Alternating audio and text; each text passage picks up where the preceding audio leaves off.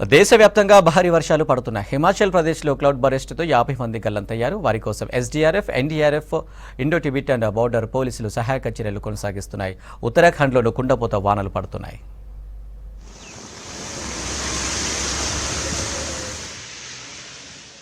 దేశవ్యాప్తంగా పలు రాష్ట్రాల్లో భారీ వర్షాలు కురుస్తున్నాయి. కేరళలో కొండ చర్యలు విరిగిపడడంతో పెద్ద ఎత్తున ప్రజలు మరణించారు.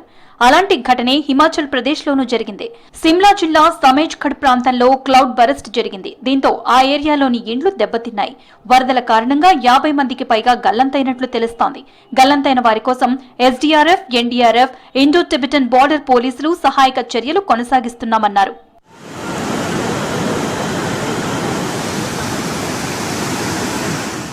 సిమ్లాలో క్లౌడ్ బరెస్ట్ పై స్పందించారు కేంద్ర మంత్రి జేపీ నడ్డా.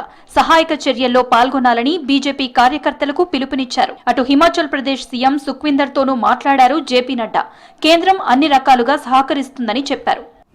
देश के होम मिनिस्टर अमित शाह जी से बातचीत हुई है. उन्होंने पूरी सहायता का हमें आश्वासन दिया है और कहा है कि हमने एनडीआरएफ की 2 टीमों को भी और भेजने की अनुमति दी है.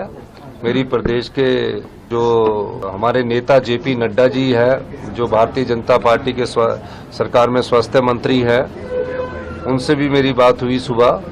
उन्होंने भी 2 बार फोन करके पूछा कि प्रधानमंत्री जी भी चिंतित है.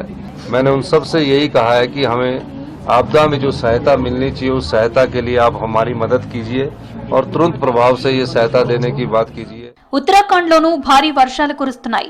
కేదార్నాథ్లో వానలతో 10 మంది మృతి చెందారు. కొండ చర్యలు విరిగిపడడంతో రోడ్లు ధ్వంసమయ్యాయి. కేదార్నాథ్లో ఫుట్ బ్రిడ్జ్, కాంక్రీట్ బ్రిడ్జ్ వరదలకు దెబ్బతింది. అయితే చార్ధామ్కు సంబంధించిన అన్ని మార్గాలు తెరిచే ఉన్నాయన్నారు అధికారులు. దెబ్బతిన్న రోడ్లను బాగు చేస్తున్నామని చెప్పారు.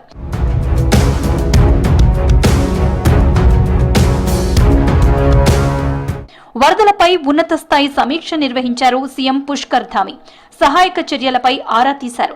బాధితులను ఆదుకోవాలని ఆదేశించారు.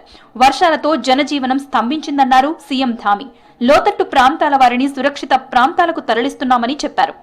उनको जो आपदा राहत है वो तुरंत तत्काल दी जाए और जनजीवन को सामान्य करना और जो नुकसान हुआ है, क्योंकि बड़ा नुकसान हुआ है, काफी नुकसान हुआ है, पुनः जनजीवन सामान्य करने के लिए पुलों को दोबारा से जोड़ना, जो भूस्खलन की चपेट में रास्ते आ गए हैं उनको ठीक करना, भवन इत्यादि जहां पर पूरी तरह से क्षतिग्रस्त हो गए हैं उनका पुनर्वास इत्यादि. వరద ప్రభావిత ప్రాంతాల్లో పర్యటించారు సీఎం పుష్కర్ ధామి. పునరావాస కేంద్రాలకు వెళ్లి బాధితులతో మాట్లాడారు. వారి సమస్యలు పరిష్కరించాలని అధికారులను ఆదేశించారు. వర్షాలకు భారీగా ప్రాణ, ఆస్తి నష్టం జరిగిందన్నారు. బ్రిడ్జిలు దెబ్బతిన్నాయని వాటిని పునరుద్ధరిస్తామని చెప్పారు ధామి.